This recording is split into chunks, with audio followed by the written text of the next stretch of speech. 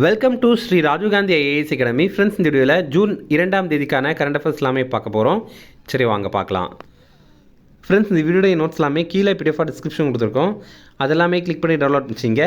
அப்புறம் நம்ம Telegram group லிங்க்மே கீழே டிஸ்கிரிப்ஷன் கொடுத்துருக்கோம். அதிலேயுமே கிளிக் பண்ணி ஜாயின் பண்ணிங்க. நம்முடைய டெலகிராம் குரூப்பில் கரண்ட் அஃபேர்ஸ் குவீசஸ் நடத்திட்டு வரோம். நீங்களுமே ஜாயின் பண்ணி அட்டன் பண்ணிக்கலாம். ஓகே, சரி வாங்க பார்க்கலாம். ஃபஸ்ட்டு, தற்போது அரசு பேருந்துகளில் மகளிருக்கு இலவச பயணத்தை அறிவித்த மாநிலம் எது? இதற்கான ஆன்சர் மேற்கு வங்காளம். இப்போ பார்த்திங்க அப்படின்னா, மேற்கு வங்காளத்தில் கொஞ்ச நாட்களுக்கு முன்னாடி சட்டப்பேரவை தேர்தல் நடைபெற்றது. அதில் பாஜக வெற்றி பெற்றிருந்தாங்க. அப்போ அவங்க என்ன தெரிவித்திருந்தாங்க, அதாவது பாஜக தங்களுடைய தேர்தல் அறிக்கையில் என்ன தெரிவித்திருந்தாங்க அப்படின்னா, நாங்கள் வெற்றி பெற்று ஆட்சி அமைத்தோம் அப்படின்னா மேற்கு வங்காளத்தில் இருக்கிற அரசு பேருந்துகளில் மகளிருக்கு இலவச பயணம் வழங்குவோம் அப்படின்ற மாதிரி தெரிவித்திருந்தாங்க. அதன் அடிப்படையில் இப்போது மேற்கு வங்காளத்தில் அரசு பேருந்துகளில் மகளிருக்கு இலவச பேருந்து பயணத்தை நடைமுறைப்படுத்தியிருக்காங்க. இது நேற்றுக்கு, அதாவது ஜூன் 1ஆம் தேதியிலேருந்து தான் நடைமுறைக்கு வருது. இதற்கான ஸ்மார்ட் கார்டு அறிமுகம் பண்ணியிருக்காங்க. அதே மாதிரி கொஞ்ச நாட்களுக்கு முன்னாடி இன்னொரு திட்டத்தை அறிவித்திருந்தாங்க. அதையுமே நேற்றுக்கு தொடங்கியிருந்தாங்க. அது என்ன அப்படின்னா, அன்னபூர்ணா பந்தர் திட்டம் அப்படிங்கிறது. இது மேற்கு வங்காளத்தில் இருக்கிற மகளிருக்கு மாதம் 3000 ரூபாய் வழங்குகிற திட்டம். இதையுமே ஜூன் 1ஆம் தேதி தொடங்கியிருக்காங்க. மேற்கு வங்காளத்துடைய முதல்வராக இப்போ இருக்கிறவர் சுவேந்து அதிகாரி அப்படிங்கிறவர் தான். அடுத்தது, இந்திய மாம்பழ ஏற்றுமதிக்கு தடை செய்த நாடு எது? இதற்கான ஆன்சர் ஜப்பான். இப்போ பார்த்திங்க அப்படின்னா, ஜப்பான் நாட்டிற்கு நம்ம இந்தியா 20 ஆண்டுகள் எந்த ஒரு தடையும் இல்லாமல் மாம்பழம் ஏற்றுமதி பண்ணிகிட்டு இருந்தோம். இப்போது ஜப்பான் இந்திய மாம்பழங்களுக்கு தடை விதித்திருக்காங்க. என்ன காரணம் அப்படின்னா, அவங்க சொல்கிற காரணம், இந்தியாவில் இருக்கிற சுத்திகரிப்பு மையங்களில் கிருமிகளை அழிக்கும் முறைகள் சரியாக இல்லை அப்படின்னு தெரிவிக்கிறாங்க. அதே மாதிரி சுத்தப்படுத்தும் தரமும் சரியாக இல்லை அப்படின்னும் காரணம் காட்டுறாங்க. ஃப்ரெண்ட்ஸ், நம்ம ராஜீவ்காந்தி ஐஏஎஸ் அகாடமியில் இந்த ஆண்டு நடைபெற போகிற TNPSC group 1 prelims exam day test series start பண்ணியிருக்கோம். ஸ்க்ரீனில் தெரிகிற நம்பருக்கு நீங்கள் கால் பண்ணி பேசி இதில் ஜாயின் பண்ணிக்கலாம். அதே மாதிரி இந்த ஆண்டு நடைபெற போகிற டிஎன்பிஎஸ்சி குரூப் 2 எக்ஸாமுக்கான ப்ரிலிம்ஸ் எக்ஸாம் டே டெஸ்ட் பேட்ச்மே ஸ்டார்ட் பண்ணியிருக்கோம். இதையுமே நம்ம குறைந்த கட்டணத்தில் வழங்குகிறோம். ஸ்க்ரீனில் தெரிகிற நம்பருக்கு நீங்கள் கால் பண்ணி பேசி இதில் ஜாயின் பண்ணிக்கலாம். அடுத்தது, தற்போது எந்த 2 நதிகளை இணைக்க இமாச்சல பிரதேச அரசு ஒப்புதல் வழங்கியது? இதற்கான ஆன்சர் செனாப் மற்றும் பியாஸ். சிந்து நதி இருக்குல்ல, அதோடைய கிளை நதிகளில் ஒன்று செனாப், இன்னொன்று பியாஸ். இந்த இரண்டையுமே இணைக்கிறதுக்காக இமாச்சல பிரதேச அரசு ஒப்புதல் வழங்கியிருக்காங்க. இதற்காக அவங்க ஒரு திட்டம் போட்டிருக்காங்க. அந்த திட்டத்துடைய பேர் என்ன அப்படின்னா, லிங்க் 3 ப்ராஜெக்ட் அப்படிங்கிறது தான். இது ரூபாய் 2300 கோடி மதிப்பில் செயல்படுத்த போகிறாங்க. இதோடைய பணிகள் ஆகஸ்ட் 1ஆம் தேதி இந்த ஆண்டு தொடங்கும். 2029 ஜூலை 31ஆம் தேதிக்குள்ளாடி இதை கட்டி முடிக்கிறதுக்கு இலக்கு வச்சுருக்காங்க. இப்போது செனாப் நதியில் உபரியாக இருக்கிற நீர் பியாஸ் நதியில் இதன் மூலமாக கலக்கப்படும். இமாச்சல பிரதேசத்தில் தான் இந்த நடவடிக்கையை செயல்படுத்த போகிறாங்க. அடுத்தது, உச்ச நீதிமன்ற நீதிபதிகளை நியமனம் செய்பவர் யார்? இதற்கான ஆன்சர் குடியரசுத் தலைவர். இப்போ பார்த்திங்கன்னா, உச்ச நீதிமன்றத்தில் புதிதாக 5 நீதிபதிகளை நியமனம் பண்ணியிருக்காங்க. இதில் நம்ம தமிழ்நாட்டை சேர்ந்த நீதிபதியான மோகனா அவங்க உட்பட மொத்தமாக 5 பேர். இதன் மூலமாக உச்சநீதிமன்ற நீதிபதிகளுடைய எண்ணிக்கை 37ஆக அதிகரிக்கப்படும். நம்ம இந்திய அரசியலமைப்பில் ஆர்டிக்கிள் 124 2 என்ன குறிப்பிடுது அப்படின்னா, உச்சநீதிமன்ற நீதிபதிகளை நியமனம் செய்பவர் குடியரசுத் தலைவர் அப்படின்னு மென்ஷன் பண்ணியிருக்காங்க. இப்போது உச்சநீதிமன்றத்துடைய அதிகபட்ச நீதிபதி எண்ணிக்கை 38ஆக இருக்குது. அதாவது 37+1 அப்படிங்கிற அடிப்படையில் இருக்குது. இல்லை 1 அப்படிங்கிறது உச்சநீதிமன்ற தலைமை நீதிபதியை குறிப்பிடும். இப்போ பார்த்திங்கன்னா, இந்த 37 பேர் இருக்காங்க அப்படின்னு நம்ம பார்த்துருக்கோம்ல. இதில் உச்சநீதிமன்ற தலைமை நீதிபதியும் சேர்த்து தான் சொல்கிறாங்க. அப்போ இன்னும் ஒரு நீதிபதி பற்றாக்குறையாக இருக்காங்க அப்படிங்கிறத நம்ம தெரிஞ்சுக்கணும்.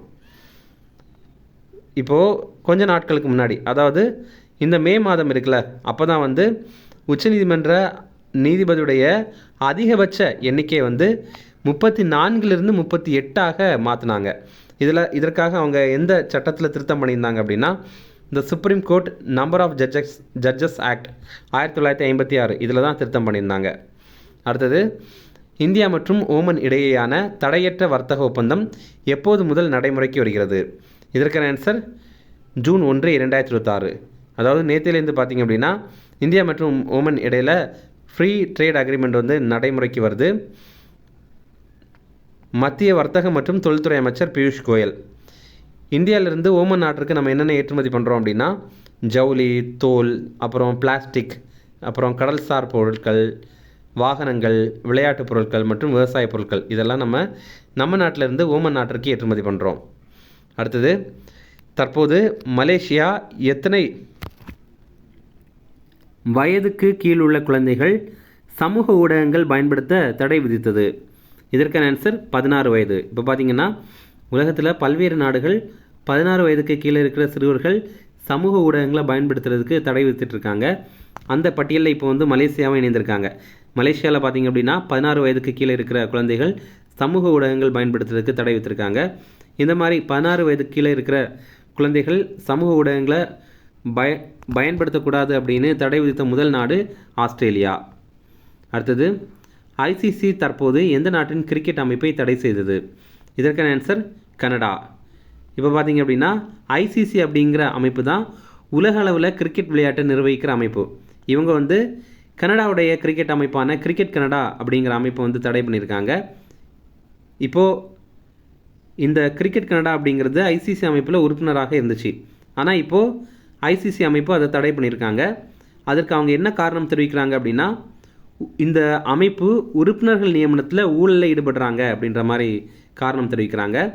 இவங்க என்ன தான் கிரிக்கெட் கனடா அப்படிங்கிற அமைப்பை தடை பண்ணியிருந்தாலும் கனடா நாட்டுடைய கிரிக்கெட் வீரர்கள் விளையாட்டுப் போட்டிகள் எல்லாம் பங்கேற்கலாம் அப்படின்னு தான் தெரிவித்திருக்காங்க. அடுத்து முக்கிய தினங்கள் பார்க்கலாம். தெலுங்கானா மாநில உருவாக்க தினம், இது ஜூன் 2ஆம் தேதி. இந்தியாவில் உருவாக்கப்பட்ட கடைசி மாநிலம் தெலுங்கானா. 2014 ஜூன் 2ஆம் தேதி இது உருவாக்கியிருந்தாங்க. இதுக்கப்புறம் நம்ம இந்தியாவில் எந்த ஒரு மாநிலமும் உருவாக்கப்படவில்லை. தெலுங்கானாவுடைய தலைநகர் ஹைதராபாத். தெலுங்கானாவுடைய முதல்வர் ரேவந்த் ரெட்டி அப்படிங்கிறவர். தெலுங்கானாவுடைய ஆளுநர் சிவபிரதாப் சுக்லா அப்படிங்கிறவர். அடுத்தது, உலக பாலியல் தொழிலாளர்கள் தினம், இது ஜூன் 2ஆம் தேதி. எதனால் நம்ம ஜூன் 2ஆம் தேதியை கடைபிடிக்கணும் அப்படின்னா 1975 ஆண்டு ஜூன் 2ஆம் தேதி பிரான்ஸுடைய லயான் நகரில் 100 பாலியல் தொழிலாளர்கள் போராட்டம் நடத்தியிருந்தாங்க. என்ன அப்படின்னா அவங்களுக்கு மரியாதை வேணும் அப்படிங்கிறதுக்காக போராட்டம் நடத்தியிருந்தாங்க. ஏன்னா நிறைய இடங்களில் பார்த்திங்கன்னா பாலியல் தொழிலை வந்து கேவலமாக பார்க்குறாங்க, அது ஒரு பக்கம். இன்னொரு பக்கம் பார்த்திங்கன்னா அவங்கள வந்து டார்ச்சர் பண்ணுறாங்க. ஓகேவா, அதெல்லாம் பண்ணக்கூடாது அப்படிங்கிறதுக்காக அவங்க போராட்டம் நடத்தியிருந்தாங்க. இப்போ ரிவிஷன் பார்க்கலாம். தற்போது அரசு பேருந்துகளில் மகளிருக்கு இலவச பயணத்தை அறிவித்த மாநிலம் எது? இதற்கான ஆன்சர் மேற்கு வங்காளம். அடுத்தது, இந்திய மாம்பழ ஏற்றுமதிக்கு தடை செய்த நாடு எது? இதற்கான ஆன்சர் ஜப்பான். அடுத்தது, தற்போது எந்த 2 நதிகளை இணைக்க இமாச்சல பிரதேச அரசு ஒப்புதல் வழங்கியது? இதற்கான ஆன்சர் செனாப் மற்றும் பியாஸ்.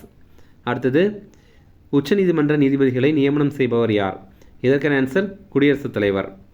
அடுத்தது, இந்தியா மற்றும் ஓமன் இடையேயான தடையற்ற வர்த்தக ஒப்பந்தம் எப்போது முதல் நடைமுறைக்கு வருகிறது? இதற்கான ஆன்சர் ஜூன் 1, 2026. அடுத்தது, தற்போது மலேசியா எத்தனை வயதுக்கு கீழ் உள்ள குழந்தைகள் சமூக ஊடகங்கள் பயன்படுத்த தடை விதித்தது? இதற்கான ஆன்சர் 16 வயது. அடுத்தது, ஐசிசி தற்போது எந்த நாட்டின் கிரிக்கெட் அமைப்பை தடை செய்தது? இதற்கான ஆன்சர் கனடா. அவ்வளோதான் ஃப்ரெண்ட்ஸ். அப்புறம் நம்ம வந்து போன வீடியோவில் ஒரு ப்ரீவியஸ் இயர் கேள்வி கேட்டிருந்தோம், அதுக்கான ஆன்சர் பார்க்கலாம். இது வந்து இந்த ஆண்டு நடைபெற்ற டிஎன்பிஎஸ்சி குரூப் 2A மெயின்ஸ் எக்ஸாமில் கேட்ட கேள்வி. கீழ்வரும் குழுக்களை கால வரிசைப்படி வரிசைப்படுத்துக அப்படின்னு கேட்குறாங்க.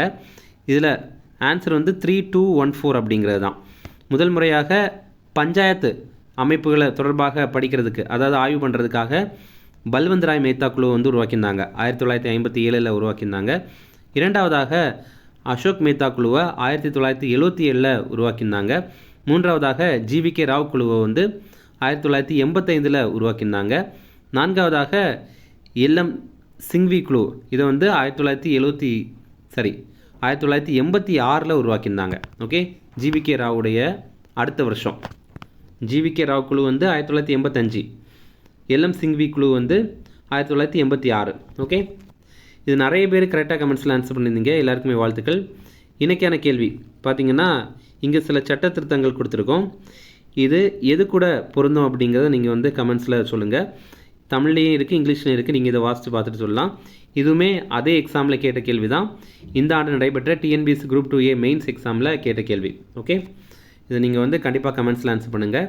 இந்த வீடியோ பிடிச்சினா கண்டிப்பாக லைக் பண்ணுங்கள், நம்மளே சேனலுக்கு சப்ஸ்கிரைப் பண்ணி வச்சிங்க, உங்கள் நண்பர்களுமே ஷேர் பண்ணுங்கள், கண்டிப்பாக அவங்களுக்கும் பயனுள்ளதாக இருக்கும். Okay, thank you.